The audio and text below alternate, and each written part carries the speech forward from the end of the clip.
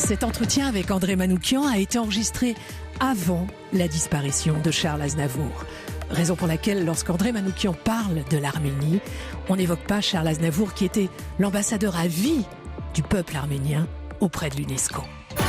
Europe 1. Bonjour, je reçois un chaman, grand sorcier des mots et des notes, plus qu'un musicien, un alchimiste de la musique capable de dégainer Deleuze dans les télécrochets à heure de grande écoute. Eh oui, le seul poète allumé de la télé française dans ce début du XXIe siècle, eh bien c'est lui, André Manoukian, que l'un de ses amis d'ailleurs résume ainsi. André, c'est une sorte de Yankelevitch à la voix de crooner, le portrait idéal d'un homme qui plaît aux femmes sans rendre les hommes jaloux.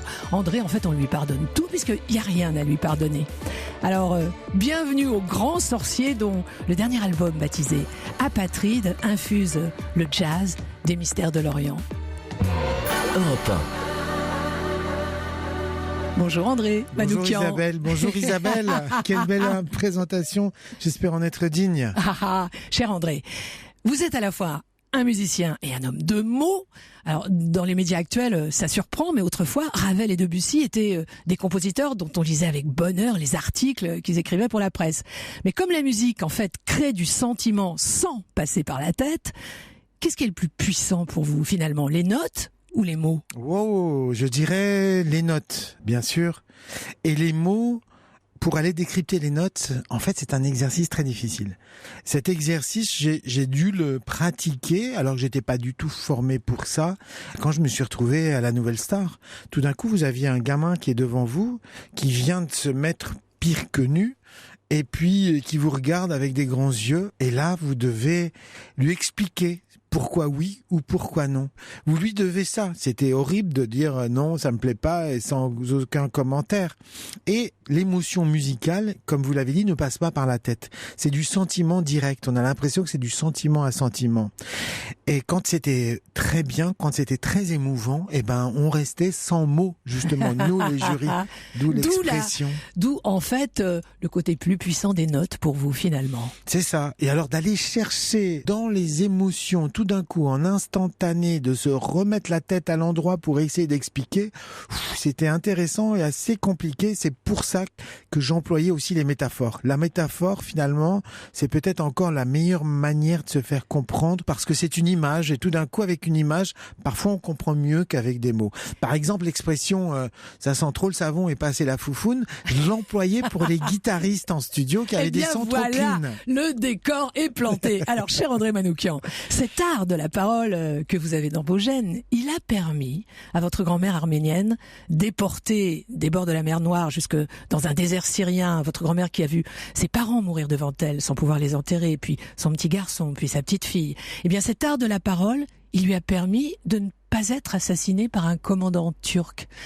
Parfois, ça peut sauver la vie, l'art de la parole. Oui, je dirais que la PNL, c'est ma grand-mère qui l'a inventé en fait. Vous savez, la PNL, ça consiste à se mettre dans la tête de celui qui est en face de vous et d'employer ces mots pour arriver à ses fins. Et je pense que c'est une condition de survie pour les peuples qui vivent dans des milieux hostiles. Les Arméniens, c'était une minorité chrétienne dans l'Empire ottoman. Ils ont vécu dans le plus grand bonheur au milieu de cet environnement-là pendant près de 5 siècles. Et puis tout d'un coup, les choses ont dégénéré. Voilà, elle a connu la déportation, elle allait vers une mort certaine. Elle a vu ses parents, vous l'avez dit, et elle voyait que le commandant du convoi était très pieux, qui faisait sa prière 5 fois par jour. Alors elle est allée le voir, elle lui a dit « Écoute, tu as l'air d'être un homme pieux, comment peux-tu, au nom de ta religion, qui n'est pas la mienne, mais qui est aussi une religion de bonté, comment peux-tu laisser faire ces horreurs ?» Et comme tout d'un coup, elle a touché, je dirais presque en plein cœur, puisque effectivement, cet homme faisait encore une fois 5 fois sa prière, il l'a regardé, il lui a dit « Écoute, tant que je serai commandant de ce convoi, tu seras sous ma protection. » C'est qu'elle n'était pas toute seule, elle avait aussi 6 sœurs qui étaient avec elle, qui étaient plus... Elle leur mettait de la boue sur le visage pour pas qu'elles se fassent enlever, parce qu'ils enlevaient les plus jolies, enfin voilà. Donc, et une deuxième fois encore, puisqu'ils se sont réinstallés allé à Smyrne, et Smyrne a connu, qui était une enclave grecque après la Première Guerre mondiale, et elle a reconnu un incendie. Donc je dirais que mes grands-parents ont vécu pratiquement 2 massacres, 2 génocides dont ils en sont sortis. La deuxième fois, c'est pareil. Les bateaux anglais, français, italiens n'avaient pas le droit d'intervenir. Ils étaient à quai et les Turcs les empêchaient, les réfugiés quittaient Smyrne incendiée. Et votre grand-mère est allée parlementer? Et ma grand-mère, elle a pris la tête à un soldat turc qui, au bout d'un moment, il a dit, écoute, tu me casses tellement les bonbons que vas-y, passe avec toute ta famille, et voilà, quoi. Alors, vous êtes donc issu de cet héritage, vous êtes un homme de mots et un musicien, comme souvent les apatrides, mais rassurez-nous, André Manoukian, même si vous excellez dans le rôle d'homme de télé et de radio, votre navire amiral à vous, ça reste bien le piano, les concerts, la composition. Exactement, c'est le principal de mon activité. Je dois donner une 60aine de concerts par an autour de ce répertoire arménien, mais de temps en temps, je plonge aussi avec des chanteurs, parce que je dis que je suis en cure de désintoxication vocale, parce que j'en ai marre de tomber amoureux des chanteuses, et de temps en temps, je replonge aussi, mais vraiment, le piano, je continue à le travailler tous les matins. J'ai un coach en jazz, je prends des cours de fugue aussi, et j'ai l'impression que je m'approche de plus en plus d'un instant finalement que je voudrais retarder, parce que c'est jouissif d'apprendre tous les jours des nouveaux plans, de relever des grands pianistes. On n'en a jamais fini avec la musique. Alors, je passe de la musique à la littérature. Le premier livre que vous avez fait paraître en 2008, il avait un titre qui semblait emprunté à un bouquin de Michel Houellebecq ou d'Amélie Nothomb, La mécanique des fluides. Donc ça a envoyé certains signaux, mais écrire André Manoukian, est-ce que écrire et composer, ça relève du même élan ? Oui. Alors, la composition, je connaissais très bien depuis l'âge de 20 ans, pratiquement, même plus jeune encore. Et tout d'un coup, quand je me suis mis à écrire, ce qui m'a sauvé dans l'écriture, c'est que j'ai l'oreille musicale. Et j'essayais finalement que mes phrases, je dirais, c'est pas la comme musique. Une sorte de partition. Oui, comme des mélodies, j'allais dire, voilà. Qu'elles soient fluides, que ce soit compréhensif et qu'il y ait un rythme et un tempo. Et en ça, je dirais que j'essaye d'appliquer finalement les recettes de la musique à l'écriture, mais après j'ai appris que Flaubert faisait ça, par exemple. Il avait un gueuloir où il fallait qu'il dise les mots. Oui, il reprenait ses phrases écrites à haute voix. C'est ça, voilà. Pour les valider. Pour les tester, ouais, c'est ça. Europe 1. Cet homme est un paradoxe. Je reçois la seule star de télévision capable de parler de Deleuze et de Derrida à la ménagère de moins de 50 ans sans l'affoler et même en faisant grimper les audiences. Il s'agit d'André Manoukian, musicien, philosophico-cosmique. À tout de suite.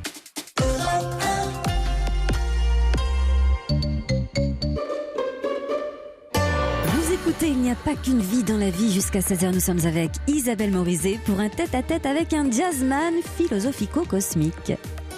Un homme qui baptise l'un de ses livres Deleuze, Sheila et moi ne peut être que passionnant. Je reçois André Manoukian, compositeur, mais pas que. Alors, cher André Manoukian, à l'âge de 7 ans, vous avez composé une marche funèbre pour votre grand-père.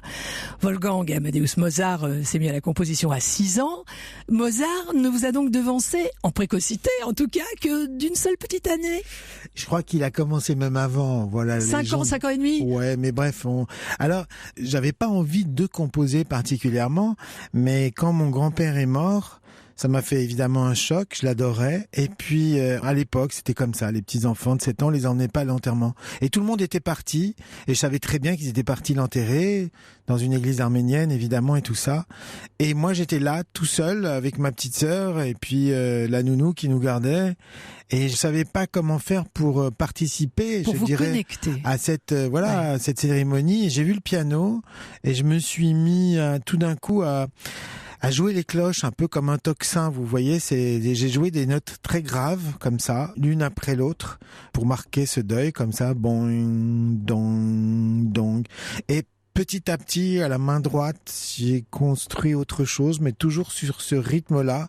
Et puis, c'est un souvenir que j'avais pas le sentiment d'avoir particulièrement composé quelque chose, mais j'avais eu le sentiment que la peine avait déclenché chez moi un acte musical, et que cet acte musical, c'était ma manière à moi de lui rendre hommage. Mais alors, comment aviez-vous noté cette première composition d'enfant ? En fait, vous aviez inventé vos propres signes sur une sorte de portée imaginaire ? Non, parce qu'à l'époque, je savais parfaitement écrire et lire la musique. J'avais commencé Déjà. à 6 ans, oui, voilà. Et à l'époque, on apprenait le solfège tout de suite et tout. Et la méthode Rose, et vas-y, toutes ces méthodes de torture qu'il faudra un jour brûler, mais c'est un autre sujet. Je l'ai pas noté, cette marche funèbre, Mais mais vous l'avez je m'en joué rappelle. à vos parents lorsqu'ils sont rentrés Non, à la maison? non, vous l'avez non. gardé pour Je l'ai vous. gardé pour moi. Ouais, c'est vraiment un truc. J'avais pas envie de leur rejouer la douleur de ça et tout. Et elle est dans un coin de ma tête. Peut-être qu'un jour, tiens. Tiens. Alors André Manoukian, vous dites « Mon père m'a appris 3 choses, la montagne, la musique et la philosophie ».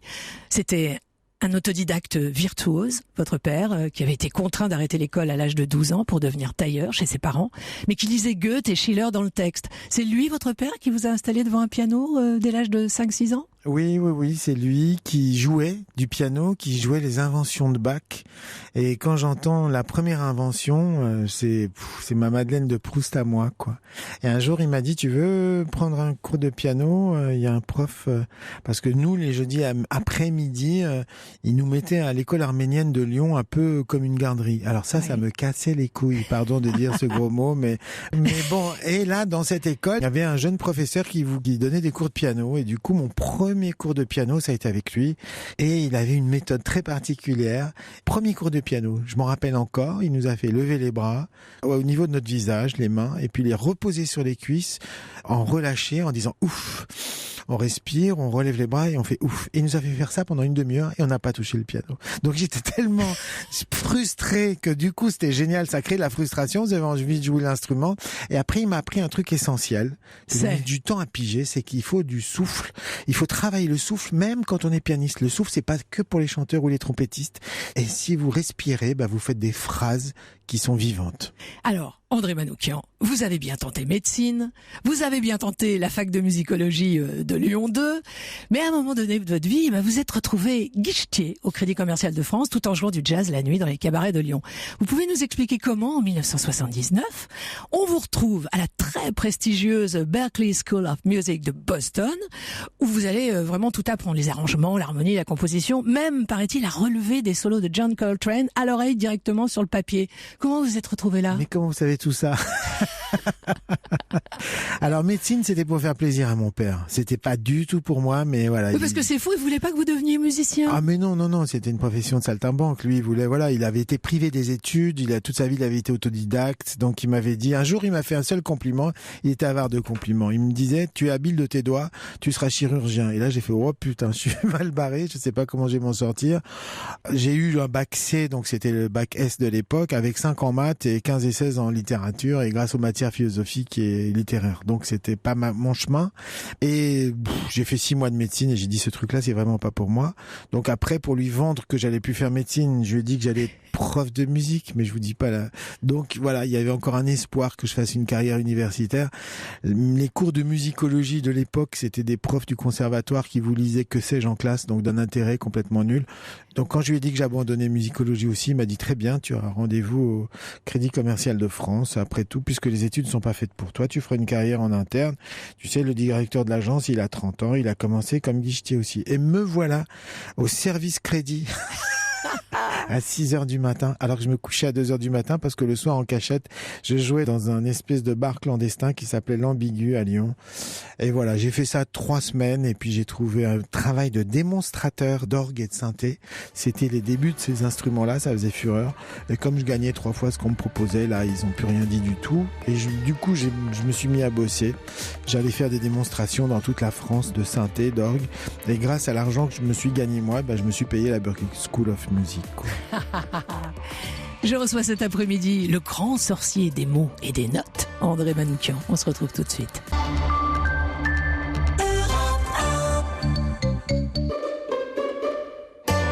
Jusqu'à 16h, vous écoutez Il n'y a pas qu'une vie dans la vie. Cet après-midi, André Manoukian est l'invité d'Isabelle Morizet.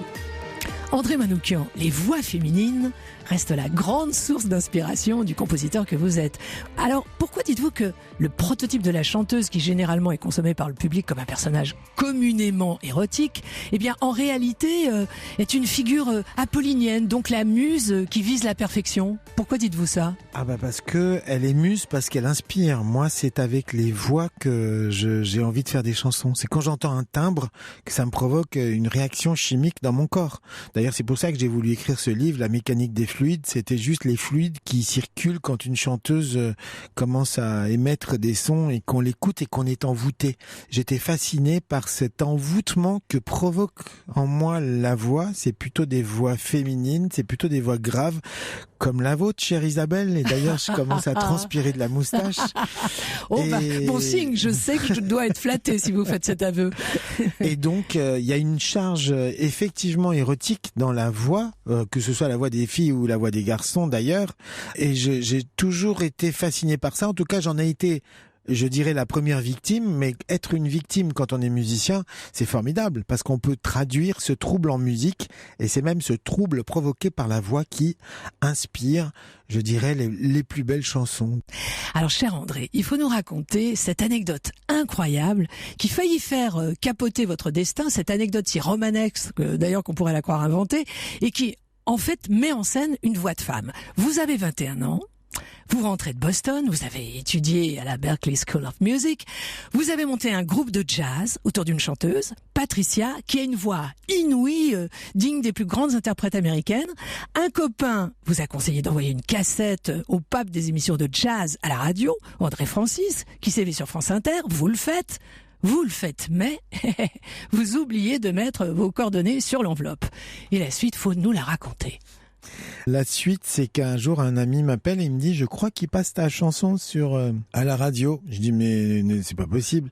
Et j'entends un présentateur qui dit, voilà, on ne sait toujours pas qui est cette mystérieuse chanteuse et ce mystérieux groupe. Si vous savez qui c'est, appelez 524 7000. Je me rappelle même du téléphone, on était dans les années 80. Et allez, en attendant, on se la repasse, c'est trop bon. Et moi, je dis, mais c'est quoi ça? Donc j'appelle et ils me disent, vous appelez pourquoi? Je dis, pour la chanteuse. Ah bon, vous savez qui c'est? Je dis, bah oui, c'est même moi qui ai fait la musique. Quoi? Ne quittez pas. Là, on me passe le producteur de l'émission, il me dit, voilà ce qu'on va faire. On va faire un teasing pendant une semaine et la semaine prochaine, vous viendrez pour la révélation. Alors ça, c'est la première partie de l'histoire qui sonne bien. La deuxième partie qui est un petit peu bizarre, c'est que la chanteuse en question, qui avait 17 ans à l'époque, était amoureuse d'un jeune chanteur aussi, et elle se voyait faire une carrière en duo avec lui. Donc elle est venue un peu contrainte et forcée. Alors il faut préciser que lui n'avait pas du tout son talent. Eh ben non, voilà, c'est ça, mais l'amour vous met des pots de sauce dans les oreilles parfois aussi, et bref, dans l'entendement, on va dire. Et à l'époque, on a fait l'émission avec la révélation. Il y avait Nathalie Baye, il y avait les plus grands critiques de jazz de l'époque. Il y avait, à la fin de l'émission, on est convoqué par la grande direction d'Inter, même si c'est une radio, je dirais concurrente, mais à l'époque, voilà, Ami. Et ils nous disent, on va faire de vous la chanteuse de jazz européenne. Vous allez faire tous les festivals de jazz cet été. Avec un contrat à la clé dans une grande maison de disques. Voilà, c'est ça. Et puis à l'époque, la télé-réalité n'existait pas. Il y avait que 3 radios. Les FM n'existaient même pas. Moi, je savais même pas ce que c'était qu'une maison de disques. C'était mon premier groupe de jazz, mes compos avec mon ami Pierre Drevet. Et il nous tombe ça sur la figure. Et elle rentre à Lyon. Elle nous dit, j'irai pas. Elle a dit non, c'est vraiment avec lui que je veux faire ma carrière, c'est pas avec vous.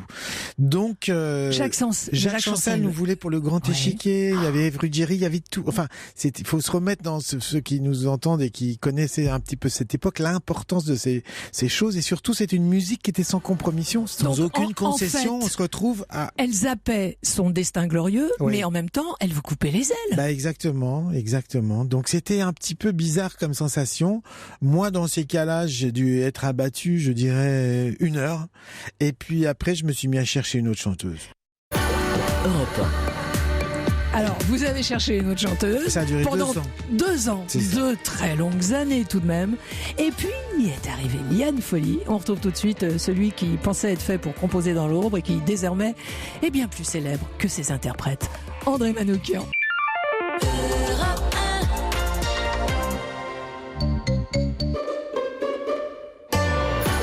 Écoutez, il n'y a pas qu'une vie dans la vie. Un entretien d'Isabelle Morizet avec André Manoukian, enregistré avant la disparition de Charles Aznavour. Il a fait entrer Deleuze et Derrida dans le salon de la ménagère de moins de 50 ans qui regardait un télécrochet. Et avec lui, elle a même pas eu peur. Je reçois André Manoukian, compositeur, mais pas que, dont le dernier album de jazz, Matinée d'Orient, a pour titre Apatride. Alors, cher André Manoukian, il n'y a pas d'exagération dans vos propos quand vous affirmez que toutes les musiques viennent d'Orient ? Non. Alors, je dirais sur toute notre musique occidentale, fatalement. Alors, pour nous, en Occident, on a tendance à dire que notre culture est née en 600 avant Jésus-Christ en Grèce. Oui. Avant, on était des idiots, ça n'existait pas. Sauf que quand vous regardez les pyramides égyptiennes, tout d'un coup, vous dites, il y a un problème. Donc les pyramides, elles ont 3500 ans avant Jésus-Christ. Et après, quand vous commencez à fouiller un tout petit peu chez les Grecs, vous apercevez qu'ils ont tout été piqués en Égypte, mais aussi en Perse. Et qui dit en Perse dit fatalement en Chine, puisque tout d'un coup il y a des caravanes qui vont relier tout ce monde-là. Donc il y a une espèce de vision européano-centrée de la culture, je dirais, qui nous affecte et qui est assez pénible, parce que du coup, moi, ce qui m'a intéressé, c'était de retisser les routes de circulation. L'Orient, aujourd'hui, il sonne un peu comme une menace, oui, avec tout ce qui se passe. Sauf que à la fin du 19e siècle, il sonnait comme, je dirais, un exotisme super chic. Vous alliez chez n'importe quel bourgeois du boulevard Haussmann, il se meublait en Orient. Et il se décorait d'une manière orientale. On peut même remonter plus loin, parce que, en fait, ça fait longtemps que l'Occident est fasciné par la musique. Alors, j'en reviens à la musique orientale. Par exemple, François Ier, pour sceller son alliance avec le sultan légendaire Soliman le Magnifique, avait demandé à celui-ci d'échanger ses musiciens contre les musiciens du sultan, donc qui jouaient la musique orientale qui avait fasciné notre empereur. Exactement. C'était un gage de paix et d'alliance. François Ier s'est allié avec Soliman le Magnifique pour faire chier Charles Quint, on va dire. Donc tout le monde disait, oh là là, un roi chrétien qui s'allie avec des musulmans. Mais bon, voilà, lui, il était, je dirais, presque un petit peu acculé avec ce geste. Et tout d'un coup, il a découvert la richesse de la civilisation ottomane.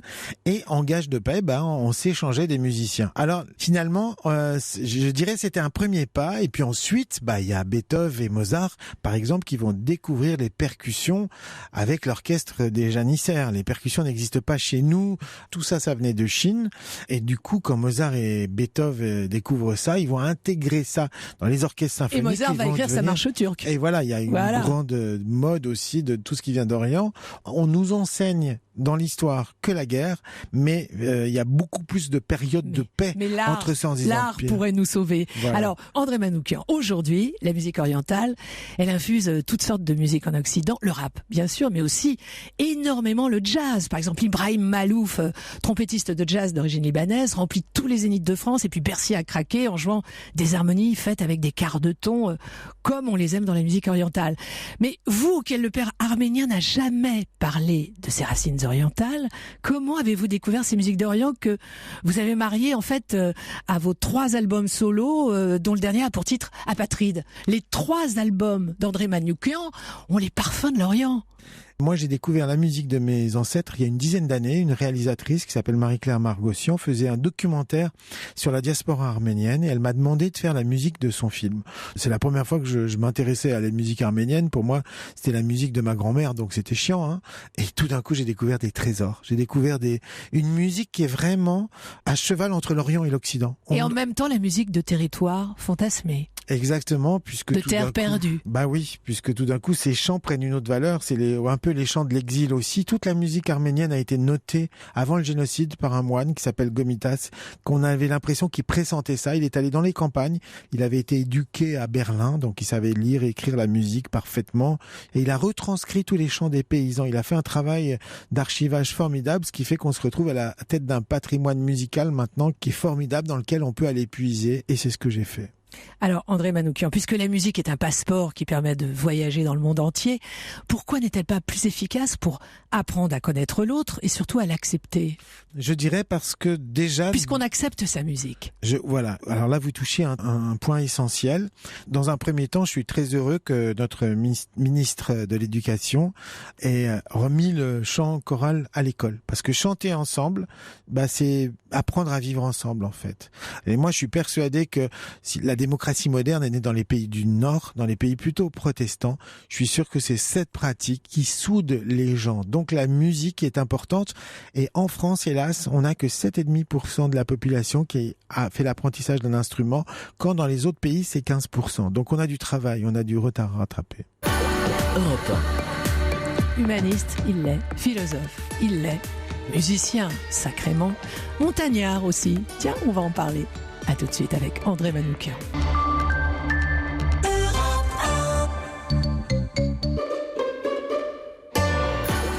après-midi, André Manoukian est l'invité d'Isabelle Morizet. Vous écoutez Il n'y a pas qu'une vie dans la vie.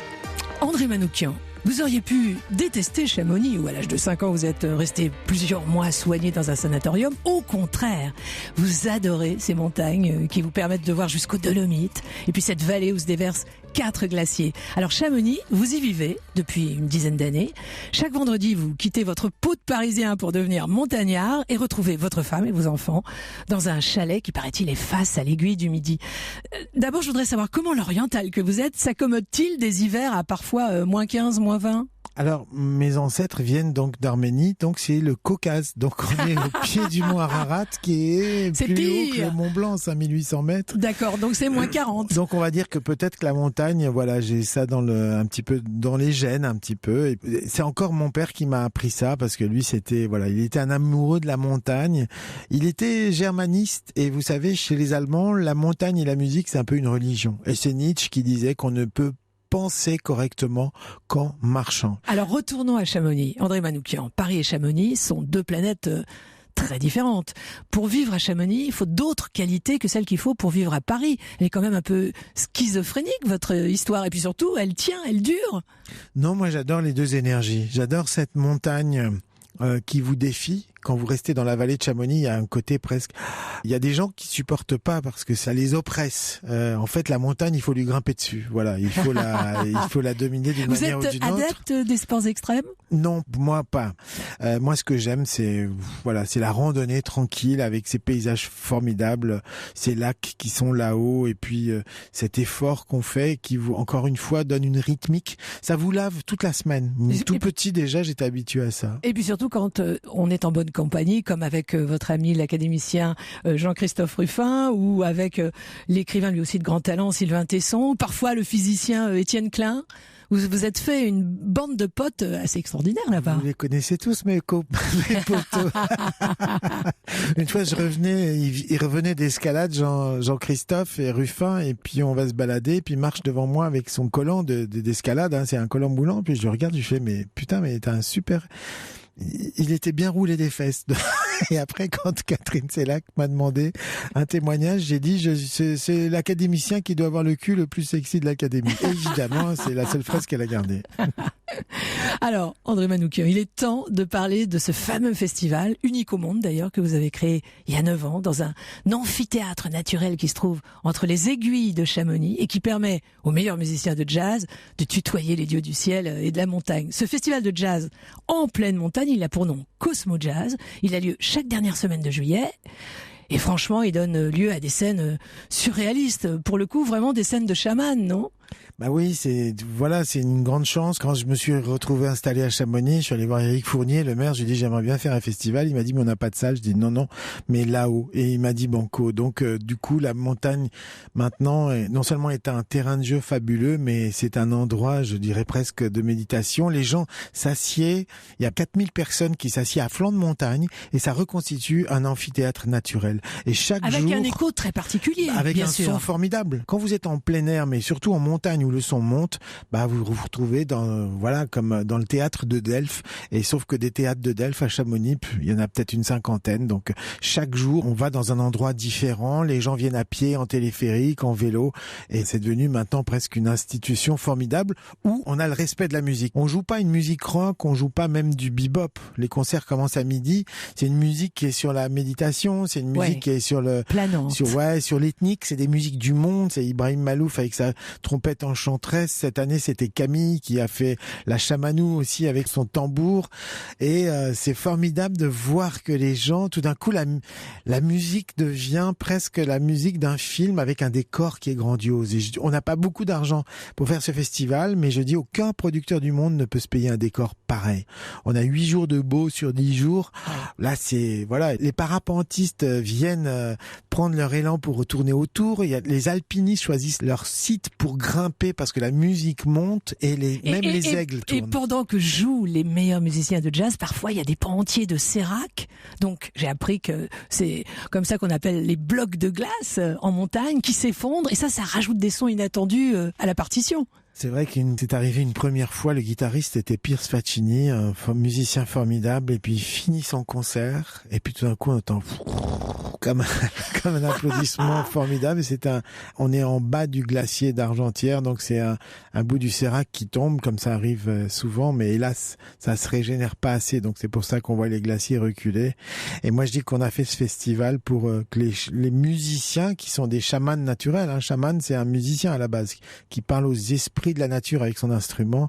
On vient dire au glacier, allez, revenez, ça va bien se passer, nous laissez pas tout de suite. Quoi. Voilà, on a compris que personne ne sort indemne, ni le public, ni les musiciens des concerts de Cosmo Jazz. Juste avant de faire une petite pause, André Manoukian, en quelques mots, il en est où votre projet de maison des artistes dans les splendeurs de la montagne, cette sorte de Villa Médicis à Chamonix pour musiciens? Eh ben, on va attaquer la 3e saison et voilà. Ah, ça y est, ça marche. Oui, ça y est, ça marche depuis 3 ans maintenant, 2 ans et demi.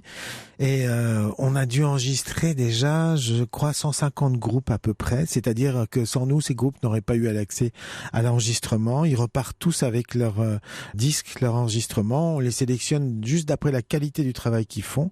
On est plutôt dans le jazz, dans le blues, enfin dans le style finalement importe peu pourvu que ce soit bien. Et gratuitement, ils ont à leur disposition cette maison des artistes, ce studio qui est au sous-sol, et ils exposent leur travail au public de Chamonix le vendredi soir et le samedi soir. C'est une initiative, on va dire, privée, et on va commencer maintenant à s'étoffer un petit peu plus parce qu'il y a d'autres villes qui s'intéressent à ce modèle, quoi. Europe 1. Avouez que c'est euphorisant de cheminer cet après-midi en compagnie d'André Manoukian, qu'on retrouve tout de suite. Europe 1.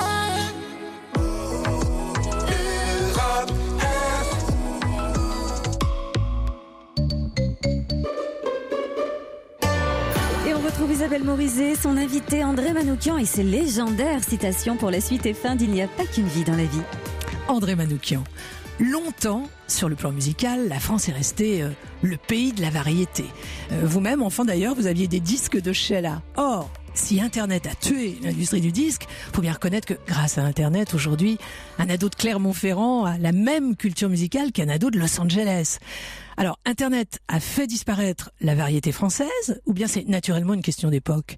Je dirais que Internet a supprimé le retard qu'on avait. On avait un retard chronique. Moi, je me rappelle quand j'ai commencé avec Liane Folly dans les années 80, tout d'un coup, on découvrait les disques, on découvrait Thriller, on découvrait Terence Trent D'Arby. On était fascinés par ces sons-là. Alors, on essayait de les reproduire. Mais le temps qu'il nous arrive, ces disques avaient été fabriqués en studio 5 ans avant. Donc on avait toujours une guerre de retard qu'Internet a complètement réduit. Aujourd'hui, ça n'existe plus. Et encore une fois, c'est ce que vous avez dit, un gamin de Clermont, il a aucun complexe à avoir par rapport à un gamin de San Francisco ou de Los Angeles, quoi. Alors, parlons création. Cher André Manoukian, j'ai appris à votre sujet une chose franchement étonnante qui vous concerne, puisque désormais, vous frayez avec le monde de l'intelligence artificielle. Vous venez de lancer une nouvelle start-up baptisée Music, donc M-U-Z-2-E-K, qui propose un logiciel qui crée des morceaux, donc qui composent de la musique pour les films ou les jeux vidéo, selon un algorithme qui est capable de s'adapter aux images qui défilent. Alors je trouve ça à la fois génial et un peu effrayant parce que ça risque de tuer le métier de compositeur de musique de film. Ah ben non, justement Isabelle. Alors expliquez-nous. Alors nous, on se sert de l'intelligence artificielle pour augmenter les compositeurs. Mais c'est des compositeurs à la base qui ont fait leur œuvre la manière la plus classique qui soit. Et nous, ensuite, on a inventé un principe qui, à partir de leur morceau, qui devient une matrice, va générer plusieurs variations de leur morceau. Et ce qui fait que le compositeur, il a fait un morceau et à la fin, il peut se retrouver avec 100 morceaux, mais qui va signer lui. Le droit d'auteur, c'est vraiment une chose à laquelle je tiens et que je défends contre les Américains qui ont tendance à vouloir le virer parce que pour eux, c'est une marchandise et puis le droit d'auteur, ça embête. Au contraire, on est vraiment dans cette logique qui est respectueuse des compositeurs. Simplement, on décuple, voire on centuple leurs possibilités. Donc ça, c'est comme ça qu'on fabrique. Donc la grâce, en fait, le côté sacré unique de l'inspiration est totalement préservé. Parce que ça ne naît pas de ce que produit l'algorithme. C'est l'algorithme qui, lui, va optimiser ce que l'humain produit. Exactement. Des mélodies pissées par des robots, trop, c'est indigent, c'est horrible, ça sonne pas. Mais voilà, parce que sinon j'allais Et vous ça demander si les sonnera algorithmes jamais. étaient Non, capables non, de non. remplacer le génie de Malheur de Ravel ou de Wagner. Impossible, jamais. L'émotion musicale ne pourra jamais se faire analyser. Je veux dire, aucun robot au monde ne pourra reproduire ça. Par contre, se servir de l'intelligence artificielle pour décupler vos capacités, là, c'est formidable. Et puis enfin, avec Music, on a aussi fait un logiciel qui permet d'adapter immédiatement une musique à des images. Donc ça, c'est, j'allais dire... L'algorithme, en fait, le logiciel est réactif aux images qui défilent devant lui. Exactement. Il analyse ce qui se passe dans les images, il décèle des choses. Si on est dans le drame, dans l'émotion, Voilà, tout dans d'un la coup, fantaisie. S'il y a un requin, s'il y a de l'eau, et à ce moment-là, il va proposer des choses. On a un début, un milieu, une fin. Et du coup, ça nous permet de choisir nos musiques pour nos films d'une manière beaucoup plus rapide et intuitive, un petit peu comme les filtres d'Instagram sur des images, quoi. En tout cas, André Manoukian, vous lancez ce logiciel avec un spécialiste de l'intelligence artificielle, Philippe Guillot, dont l'entreprise a développé un cryptogramme qui équipe toutes les cartes American Express. Donc ça va fonctionner. Personne ne parle de votre logiciel, mais votre start-up, elle risque bien de révolutionner la musique de demain. Je sais pas. En tout cas, on vient juste d'aboutir notre projet. C'est vrai que notre produit, ça fait 4-5 ans qu'on travaille dessus et maintenant on commence à le tester, à avoir des monteurs, à avoir des gens. Mais encore une fois, on va pas piquer le boulot des musiciens. Au contraire, on va le décupler. C'est ça notre histoire. Bon, vous êtes en train de devenir le meilleur ami des algorithmes, mais rassurez-nous, il y a Clare pour nous sauver. Mais évidemment, et alors si on repart des algorithmes et de la musique a des rapports intimes avec les mathématiques. Ce sont des fréquences qui résonnent bien ensemble. Là, à 440 Hertz, tout d'un coup, si vous faites 880, le double, eh bien vous avez simplement l'octave. Donc c'est des rapports mathématiques qui régissent les sons, qui nous les rendent agréables. Et c'est quelqu'un qui a eu 5 en maths au bac qui nous dit ça. Au moins, il sera resté ça. Et encore une fois, le boulot que faisait Bach, l'art de la fugue, c'est un manuel d'improvisation. Eh bien, c'était des algorithmes qu'il avait dans la tête. Et nous, on le fait maintenant à partir des thèmes composés, soit par des compositeurs, soit par des amateurs qui vont taper 4 petites notes et du coup, on va les emmener sur le terrain de la composition. Bon, promettez-moi qu'on ne va pas attendre longtemps pour poursuivre cette conversation, André Manoukian. Vous promettez, hein? Je vous promets, au moins une fois par an, même une fois tous les 6 mois, ça serait un bon rythme parce que il faut qu'on s'update, comme on dit dans ce beau métier des startups. Voilà, on va s'updater. Alors, je rappelle que votre dernier album de jazz, infusé des musiques de l'Orient, a pour titre Apatride. Merci pour ce voyage. Et merci à vous, Isabelle. Je me sens presque mieux, soulagé. Je sais pas, c'est mieux qu'un psy. Vous faites un drôle d'effet aux gens que vous interviewez, vous le savez.